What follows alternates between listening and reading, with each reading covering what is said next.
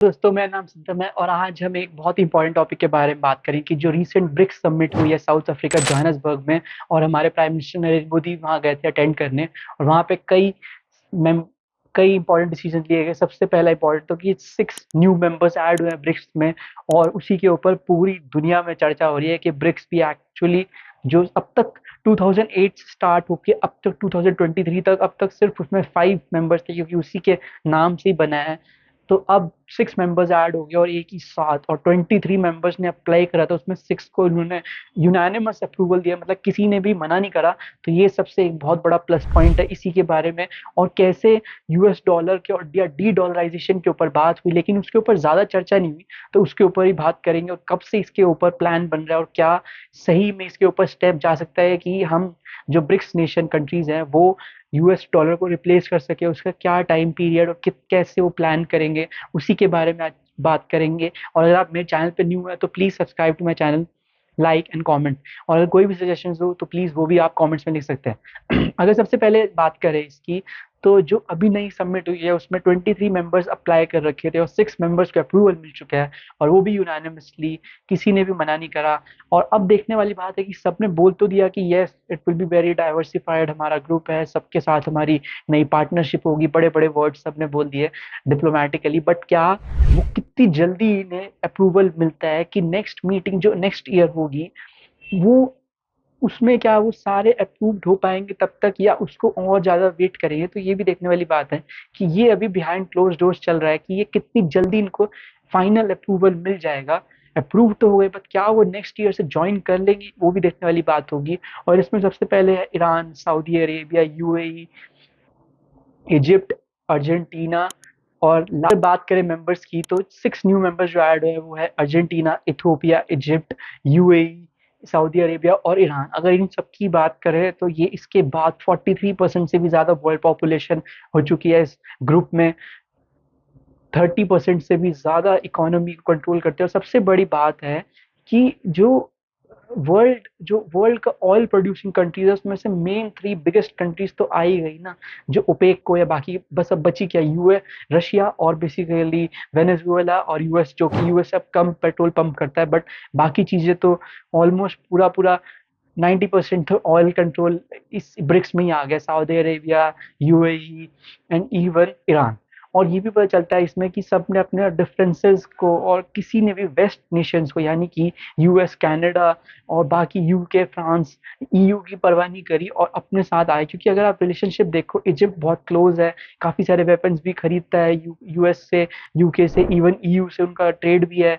Saudi Arabia, UAE तो है ही इतने बड़े पार्टनर्स उनके, उनका तो कोई कहने की बात ही नहीं। लेकिन कुछ टाइम से यूएई अलग चल रहा है अपनी पॉलिसीज को लेके, सऊदी अरेबिया भी वो अलग ही मान रहा है। यहाँ तक कि सऊदी अरेबिया और ईरान में जो डील ब्रोकर करवाई डिप्लोमेटिकली, वो भी चाइना ने करवाई, किसी को नहीं पता था, एकदम से हो गई, तो उससे ही पता चलता है। और ईरान जो इसमें आया है और रशिया, तो उनसे ये भी पता चलता है कि रशिया ने भी अप्रूवल दिया है कि ईरान और रशिया के अभी बहुत सारे फ्रेंड्स हैं। ऐसा नहीं आपने कि इतने सारे सैंक्शन लगाने के बावजूद भी उनको आप आइसोलेट नहीं कर पाए। तो ये एक बहुत बड़ा मैसेज है यूएस और बाकी वेस्टर्न नेशंस को और इवन ईयू, यूके को, कि आप कुछ भी कर लो, हम नहीं होने वाले। रात में साउथ अफ्रीका को देखो, ब्राजील को देखो, इंडिया को देखो, वो बहुत ज्यादा लीन कर रहा है हम यूएस की तरफ, यूके, बाकी अदर यूरोपियन नेशंस में। बट अभी भी हमारा ये है कि हम अभी भी पैरेलल चल रहे हैं कि ब्रिक्स को हम अपनी जगह से लेके जा रहे हैं। ऐसा नहीं है कि हम बिल्कुल ही वेस्ट की तरफ हो गया, बिल्कुल एंटी यूएस हो गए, ऐसा भी नहीं है। तो हमने भी बहुत ही ज्यादा न्यूट्रल अभी भी अप्रोच अपना के रखी हुई है बहुत चीजों में हम हैं भी। वो डिपेंड करते हैं कैसी सिचुएशन है। और इससे भी पता चलता है कि न, अब जो इतने सारे मेंबर्स आ गए हैं उससे ये है कि चाइना और रशिया खाली डोमिनेट नहीं कर पाएंगे इसको, और बाकी मेंबर्स का भी काफी ज्यादा इन्फ्लुएंस चाइना की, चाहे वो सऊदी अरेबिया को देख लो, इतना ज्यादा इन्वेस्टमेंट डील ब्रोकर हुई। ईरान के ऊपर तो वैसे ही है क्योंकि उन्होंने 400 बिलियन के डॉलर्स की इन्वेस्टमेंट का वादा कर रखा है उन्हें, कि हम रेलवे से लेके बस, वाटरवेज, क्या हाईवे कुछ बचा नहीं ऐसा जो हम ईरान में नहीं डेवलप करेंगे। और साथ में इथोपिया, इजिप्ट और अर्जेंटीना। अर्जेंटीना तो बेसिकली इसलिए आए कि उनकी इकोनॉमी पूरी तरीके से क्रैश हो रखी है, तो वो सोच रहे कि हम आ जाए ताकि हमारा एक डिप्लोमेटिक क्लाउड बढ़े, और दूसरा हम और ज़्यादा कनेक्ट होए क्योंकि बहुत दूर है हम सबसे अर्जेंटीना। और वो चाहता है कि बेसिकली ट्रेड कॉमर्स बहुत ज़्यादा एनहांस हो और इवन फाइनेंशियल हेल्प मिल सके। इथोपिया के अच्छे रिलेशन है, वो और चाहता है कि और ज़्यादा स्टेबिलिटी आए और कुछ भी इकोनॉमिक पार्टनरशिप हो जाए इन सब कंट्रीज के साथ। बाकी सऊदी अरेबिया तो अपनी अलग ही चल रहा है बहुत टाइम से, और वो बिल्कुल यूएस की कई जगह मान भी नहीं रहा, इवन यूएई की नहीं मान रहा, लेकिन यहाँ पे वो दोनों साथ आए। तो देखते हैं आगे कैसा प्रोसीड होगा। और इसमें सबसे बड़ी बात है कि यूएस के बहुत ही ज्यादा अलग सिग्नल्स थे कि उन्होंने बोला नहीं, हम इसको ना ही कोई अपना इकोनॉमिक कॉम्पिटिटर मानते हैं, ना ही हमको इसको अपना डिप्लोमेटिक राइवल मानते हैं, ये अपनी तरीके से हमें इससे कोई परवाह नहीं। अब वो देखते हैं कि वो उन्होंने पब्लिकली बोला है या अंदर वो डिप्लोमेटिकली या बैक चैनल डोर क्या वो करना चाहते हैं, उसके भी बहुत टाइम के बहुत जल्दी हमें अलग अलग रिजल्ट्स पता चलते रहेंगे जैसे जैसे इसकी ज्यादा प्रोग्रेस होती रहेगी। कब फाइनली बिल्कुल एंटर्ड हो गए सिक्स नेशंस, और मीटिंग में जब पहली बार इनकी अलग कॉन्फ्रेंस होगी। और सबसे बड़ी बात है कि अब नाम क्या रखा जाए, क्योंकि अब तक ब्रिक्स तो था वो अलग था, ब्राजील, रशिया, इंडिया, चाइना और साउथ अफ्रीका। और सबसे पहले ये 2008 में स्टार्ट हुआ था जब खाली ब्रिक था, यानी कि ब्राजील, रशिया, इंडिया, चाइना। और 2010 में साउथ अफ्रीका बना जब 2008 में फाइनेंशियल क्राइसिस हुई थी, उसी के बाद ये स्टार्ट हुआ। तब भी इतनी ज़्यादा इन पॉपुलेशन होल्ड करते थे इकोनॉमी पे भी, और अब तो बहुत ही ज़्यादा हो चुका है। और इसकी बात यही है कि ये कभी भी कोई इनका क्लियर कट नहीं था। शुरुआत में तो बेसिकली ये मीटिंग स्टार्ट हुई, मिलते चले गए, इकोनॉमिक बेसिकली इकोनॉमिक अलायंस बनाने की इन्होंने फिर बाद में पूरी तरीके से उसको सीमेंट कर दिया bye launching new development bank, ताकि वो लोन दे सके। हमने भी उसमें दिया, हम उसमें थर्ड मेंबर है आफ्टर रशिया, चाइना और इंडिया, तो वो भी बहुत बड़ी बात है। और उससे भी हमने बहुत सारे लोन्स ले रखे हैं अपने अपने अलग अलग इंफ्रास्ट्रक्चर प्रोजेक्ट्स को फंड करने के लिए। तब भी वो कई कंट्रीज हम यही सोच रहे हैं, इजिप्ट और इथोपिया और इवन अर्जेंटीना जैसी कंट्रीज की, हम इनसे फाइनेंशियल हेल्प ले सकें, क्योंकि उनकी इकोनॉमी इस समय बिल्कुल भी अच्छी कंडीशन में नहीं है और वो पॉलिटिकल स्टेबल भी नहीं है। तो सारे यही बोल रहे हैं कि इससे जो भी एक्सपर्ट्स है वो यही कि इतना ज्यादा होगा। और इसमें यही देखने वाली बात है इस मेंबर से आने से, ये भी है कि इंडिया को थोड़ा और ज्यादा मजबूत हो जाएगी, क्योंकि ये ऐसा नहीं है कि चाइना इस ग्रुप को कंट्रोल कर सकेगा। जैसे कि एससीओ में चाइना लगातार करने की कोशिश कर रहा है, हम वहां पे पूरी तरीके से डिप्लोमेटिक प्रेशर बना के रखे हुए हैं, लेकिन अभी भी कंफर्म नहीं हो कैसे आगे चीजें बढ़ेंगी। तो वो भी देखने वाली बात है। लेकिन यहाँ पे बहुत सारे मेंबर्स हैं जो यूएस की तरफ काफी टिल्ट हैं, तो एकदम से उनको चाइना एकदम से इन्फ्लुएंस नहीं कर पाएगा। इजिप्ट भी आप देख लो, बहुत ज्यादा इन्फ्लुएंस है, यूएस के अंडर ही रहता है, जैसे वो बोलते हैं ऐसे ही करता है। वेपन्स डिफेंस, यहाँ तक कि कॉम्बैट एक्सरसाइज, अलग अलग मिलिट्री एक्सरसाइज, वो भी सारी यूएस के साथ ही सबसे ज्यादा होती है। कोई भी हेल्प चाहिए होती है, इवन फाइनेंशियल हेल्प भी उन्होंने कई बार करी है आईएमएफ और वर्ल्ड बैंक से लोन दिलवाने के लिए। तो वही पता चलता है कि इतनी आसानी से अब इस ग्रुप को चाइना बिल्कुल भी रशिया के साथ मिलकर इन्फ्लुएंस नहीं कर पाएगा।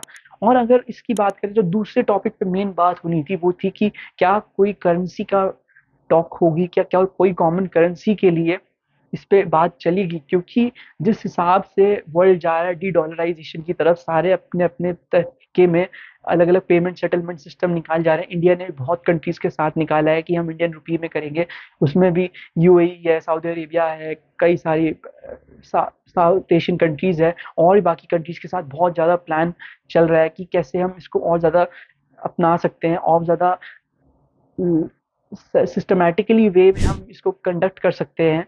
तो उसी के ऊपर इसमें बात ज़्यादा तो नहीं हुई, मोस्ट प्रोबेबली नेक्स्ट ईयर होगी, या जब भी अब नेक्स्ट मीटिंग होती है, क्योंकि इतने सारे मेंबर्स आ गए तो अब पॉसिबल हो सकता है।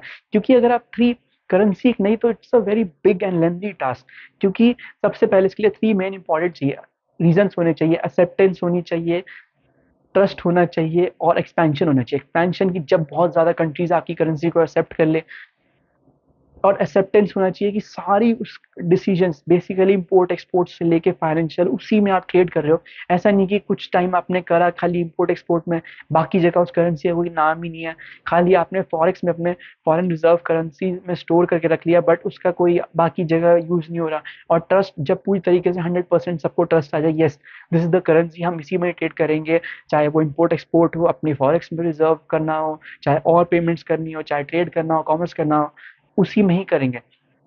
चाहे ऑयल या नेचुरल रिसोर्सेज हमें बाय करनी हो, तो वो भी। तो इससे पता चलता है कि कितना ज़्यादा एक लेंथी प्रोसेस है। हम इसका एग्जांपल बहुत अच्छा ले सकते हैं कि यू जब यूरो स्टार्ट हुआ था ईयू में, तो बेसिकली 1979 में इन्होंने स्टार्ट हुआ था। 1989 में जाके मतलब 10 साल से भी ज़्यादा लग गए उनको पूरा अपनाने में। और ईआरएम सिस्टम निकाला उन्होंने, यूरोपियन मैनेजमेंट मैकेनिज्म निकाला, फिर उसके अलग अलग मैकेनिज्म निकाला, ग्रीवांस रिडर्सल सिस्टम निकाला, ताकि कोई भी प्रॉब्लम्स ना हो। शुरुआत में सिर्फ वो बाहर के लिए हुई थी, मतलब इंपोर्ट एक्सपोर्ट में यूज करने के लिए, सिर्फ ट्रेड में। उसके बाद वो इंटरनली स्टार्ट होने लगी, क्योंकि बेसिकली जब फ्रांस और जर्मनी बहुत ज़्यादा बढ़ रहे थे, तो जर्मनी तो शुरुआत से ही एक इंडस्ट्रियल हाउस है पूरे यूरोप का। और तो उनको लग रहा था कि हमारा मैन्युफैक्चरिंग बढ़ रही है, हमें इतनी ज़्यादा, हमारी करेंसी बूम पे है, और हम अगर ऐसे ही करते रहे इसी में, तो हमारी करेंसी क्रैश हो जाएगी, क्योंकि हमें बहुत ज़्यादा हैवी पे करना पड़ेगा अपने स्किल्ड लेबर्स को, अलग अलग इंजीनियर्स को, बेसिकली पीपल को, उनको चलाने के लिए हैवी इंडस्ट्रीज को। तो उन्हें लगा नहीं, एक ही करेंसी में, क्योंकि अगर आप एक करेंसी में बढ़ते हो तो आपके में एक ट्रेड बहुत अच्छा होता है, ट्रेड और कॉमर्स बहुत अच्छा होता है, without borders, without any voice system, और बहुत ज़्यादा इंपोर्ट एक्सपोर्ट में आपके लेस टाइम और एफिशिएंसी होती है। दूसरा, बहुत ज़्यादा जगह आप टैक्स अलग अलग बचा सकते हो, जो बॉर्डर टैक्स होते हैं। और साथ ही में एक पॉलिटिकल स्टेबिलिटी आती है, और इंपोर्ट एक्सपोर्ट तो बहुत ही आपका बूम पे रहता है हमेशा। और टूरिज्म और हॉस्पिटैलिटी बहुत ज़्यादा बूम पे करती है, क्योंकि एक ही करेंसी है, तो उससे बहुत ज़्यादा इफेक्ट पड़ता है अलग अलग बिजनेस को, इंडस्ट्रीज को, इवन स्मॉल स्केल इंडस्ट्रीज में भी। और यही बात करनी थी कि 1999 में फाइनलाइज हुई कि okay yes we will trade in, और उसी के लिए यूरोपियन कमीशन बनी हुई है, शेंजन जोन बना हुआ है, सब चीजें मैनेज करने के लिए। तो आप सोच सकते 1979 से उन्होंने सोचा, 1999 में जाके कंप्लीट हुआ, तो कितना लंबा प्रोसेस हुआ। तो यही पता चलता है कि इंडिया ब्रिक्स कब स्टार्ट करेगा, क्योंकि अगर ब्रिक्स का ही बात करो तो उन्होंने प्लान तो करना शुरू कर दिया है, क्योंकि हम इससे अंदाजा लगा सकते हैं कि इसी फाइनेंशियल ईयर में, लास्ट फाइनेंशियल ईयर से लेके इसी फाइनेंशियल ईयर में, ऑलमोस्ट इंडिया ने ही 3 टन ऑफ गोल्ड पैक कर लिया, स्टोर कर लिया। रशिया ने 31 टन, और चाइना का आप हैरान हो जाओगे सुन के 302 टन। क्योंकि ट्रस्ट में एक बहुत बड़ा फैक्टर ये भी होता है कि आपकी करेंसी गोल्ड से पैक्ड होनी चाहिए। तो इसलिए जो सबसे बड़ी 3 कंट्रीज है ब्रिक्स में, उन्होंने तो गोल्ड स्टार्ट भी कर दिया और इतना खरीद भी लिया उसमें। अभी हम सबसे पीछे हैं, बहुत जल्दी हम आगे भी हो सकते हैं।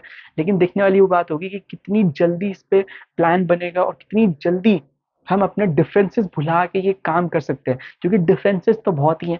इंडिया चाइना को ही ले लो, अगर आप देखो, सबसे पहले अमेरिकन इकोनॉमिस्ट जो जिम ओनील है, उन्होंने बोला था कि ब्रिक्स वो नेशन ऐसा है, ये ऐसी नेशन कंट्रीज का क्लब है कि ये G7 OECD को बिल्कुल तरीके से मात कर सकता है।